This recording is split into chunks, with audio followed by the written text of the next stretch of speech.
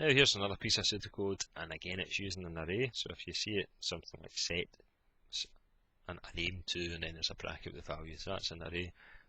I would personally just always number it with index starting at 0, just so when you're looking at the question you can easily refer to it. Okay, now they're not asking you to write some pseudocode, but it is another algorithm. This is going to be a linear search because they're essentially wanting you to have a target value and to say if you've actually found it or not, and it's using a trace table.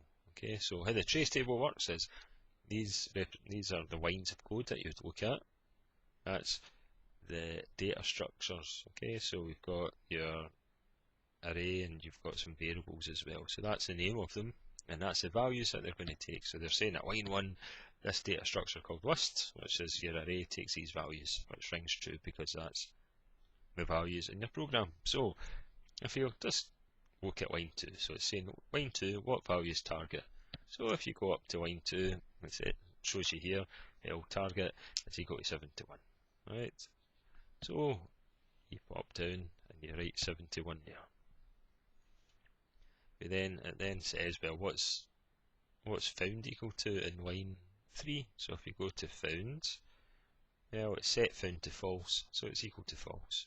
So we then go down to here and we write down false. Then look at C. Okay, so we've already given counter as being 0. So we then look at C, and what's C equal to? So counter's at 0, so we're looking at the very first element, which is 71. So if you look at this if statement, if list at position 0 equals 71, so list at position 0 is 71, so if 71 equals 71, then set to true. Okay, so that's why C takes the value true. And if we pop down to line 8, line 8 sets found to false. So that's why it's equal to false. So once you've done a few of these questions in the trace tables, they're actually not too hard. Okay. Now the algorithm's not correct. Okay, and the reason being is once you've actually found the target, that should be you. Right? You find the target and then you can come out the loop. This essentially goes through the whole array, okay, because it might not be the first element. Okay, so it goes through the whole array, but you want to just have it, once it's found it, then set it to true. You can go through the whole array if you want, but what's actually happening is if it's finding another element, so when it looks at the next element, and if that doesn't happen to be your target, it's now going down to this part of the, because it doesn't satisfy that condition, so it goes down to this part of the conditional statement and it sets it to false.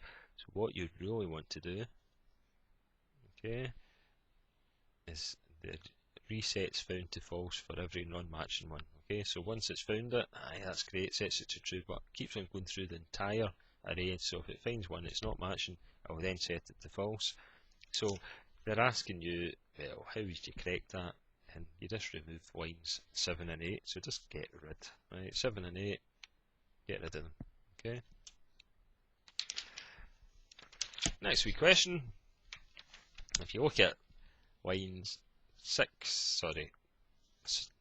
4 to 10, right? So lines 4 to 10, that's you in a loop. Okay, so remember, everything in a loop, the computer has to execute all these instructions and has to fetch them out the memory. So if you've got a loop or an array, okay, which are going to be quite memory intensive or going to be used quite a lot, if they're present in the cache, okay, that means it's going to be faster to access that than the slower RAM. Okay, so any loops or arrays, they'll be in the cache because they're going to be frequently used instructions, and the benefit of that is it's a lot faster to access than having to go to the RAM all the time. So cache for frequently used instructions, and it means it's faster access than having to go to the RAM.